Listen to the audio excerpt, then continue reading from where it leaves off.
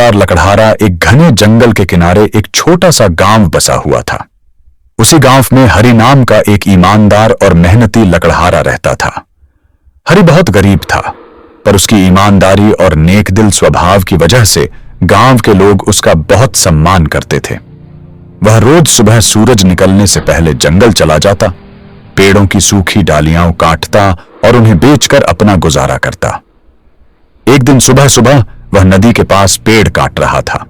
लकड़ी भारी थी, इसलिए वह बहुत सावधानी से कुल्हाड़ी चला रहा था। लेकिन अचानक उसका पैर फिसल गया और उसकी कुल्हाड़ी गहरे पानी में जा गिरी। कुल्हाड़ी ही उसका एकमात्र साधन था जिससे वह अपने परिवार का पेट भरता था। वह परेशान होकर नदी किनारे बैठ गया और जोर जोर से रोने लगा। तभी नदी से एक चमकदार रोशनी निकली और पानी की लहरें तेजी से उठने लगीं। उसके सामने नदी की देवी प्रकट हुई।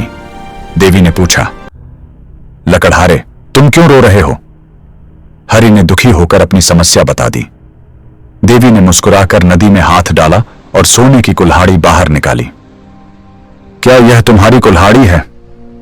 हरि ने तुरंत सिर हिलाकर कहा, नहीं देवी, यह मेरी नहीं है। मेरी कुल्हाड़ी तो साधारण लोहे की थी। देवी ने फिर नदी में हाथ डाला और इस बार चांदी की कुल्हाड़ी निकाली। क्या यह तुम्हारी कुल्हाड़ी है? हरि ने फिर कहा, नहीं देवी मां, यह भी मेरी नहीं है।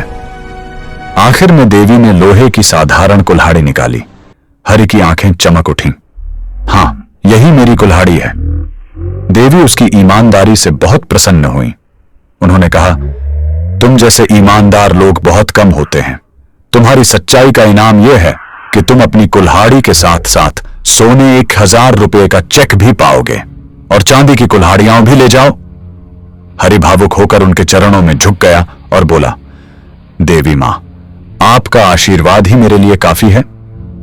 उस दिन के बाद हरि की गरीबी दूर हो गई, पर उसने कभी अपनी ईमानदारी नहीं छोड़ी।